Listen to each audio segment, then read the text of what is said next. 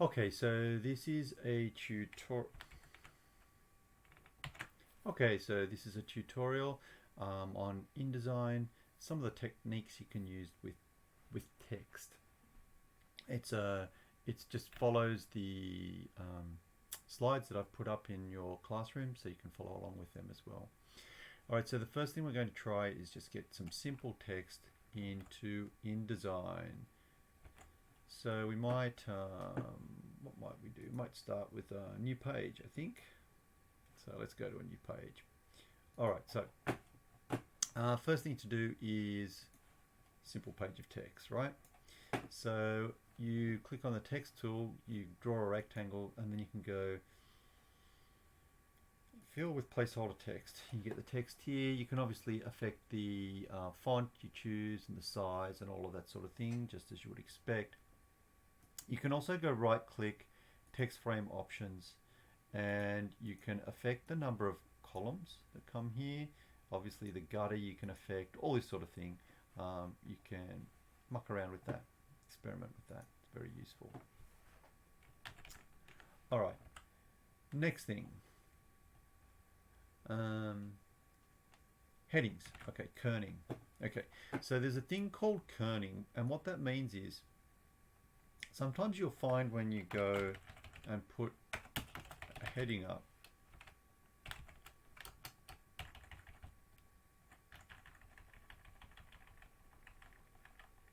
you'll be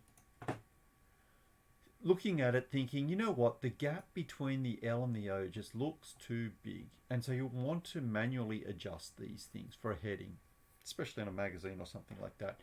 InDesign lets you do it very easily. Alt key and the left arrow drags it in. Alt key and the right arrow makes it bigger. So you can really just manually adjust things. You might want to go in between the two L's and make a bigger space, for instance, like that. Who knows?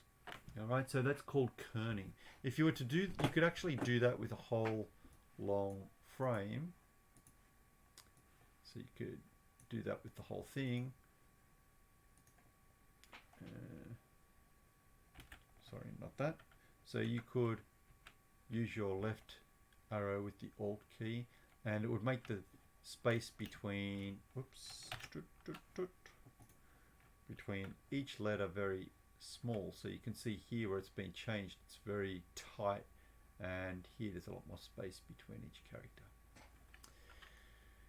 So that's called kerning, and I think there's a different name for large sections, which is called tracking. Yeah, so tracking is for large chunks of text. Kerning is adjusting the space between characters in a heading. All right, so that's the first slide done. Second slide, text in a shape. Okay, so let's grab this, clear it. Let's grab our ellipse tool that sometimes lives behind the rectangle tool. Draw an ellipse.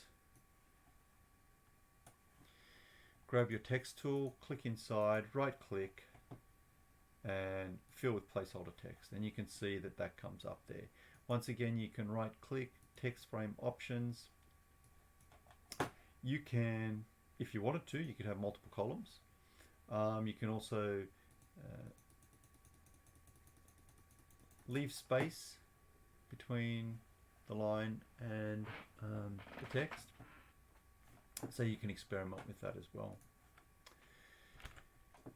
You can also do this with the pen tool. So you can use the pen tool to create a unique shape. So if we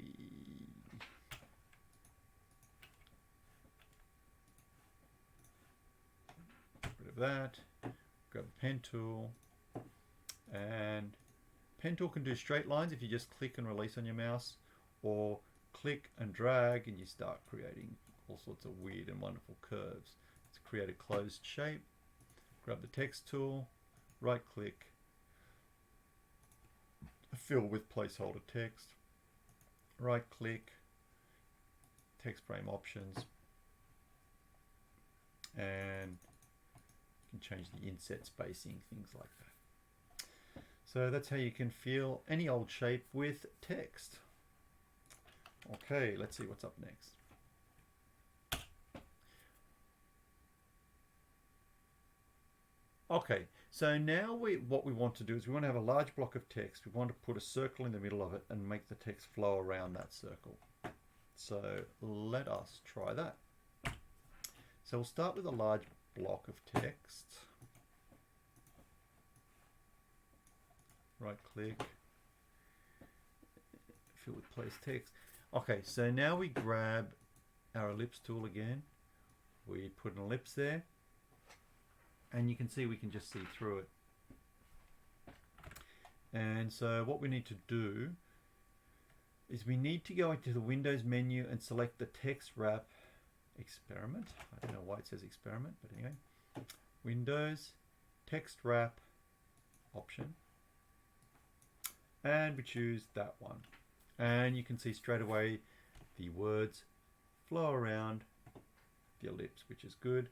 You can obviously experiment with this settings, and that controls how far away it sits from the line. So that's how you can make text flow around a shape. You could obviously do, once again, you could create a shape with your pen tool, do the same sort of thing. All right, now the last one is probably the most interesting.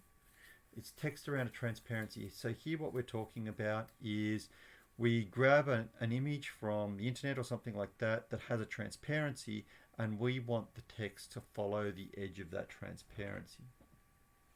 So what we'll do is we will search for a handbag. So I've already picked one out, and I go right click, I go copy image, I go into Photoshop, it's already there. I'll show you how I did it. I went File, New, and I went Clipboard, Create, Control V. I deleted the background layer.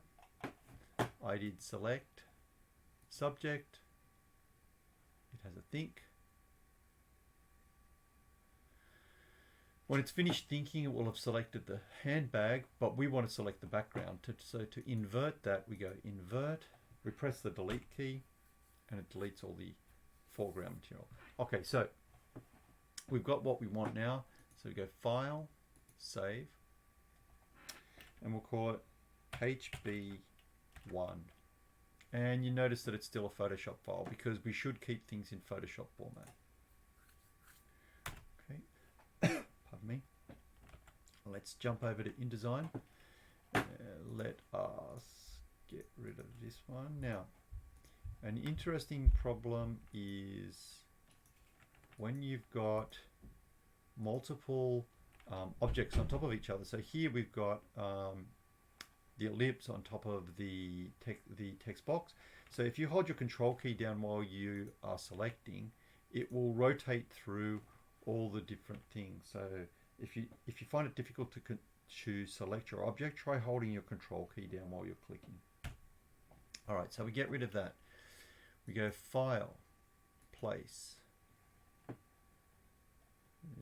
There's the R one, HB1. Open. We want to put it there. And we see our handbag now. A little bit disappointing at the moment, but that's okay. So what we want to do, let's go back and see our instructions. So we need to go into the okay, so we need to go and click on this icon. Not there. We need to go to InDesign. We need to click on this icon, okay, which still hasn't worked. But if you change this type to alpha channel, suddenly it will follow the shape of the handbag. Once again, you can change how much space you allow, and interestingly, you can even go include inside edges, and it will look at including text in the inside edges.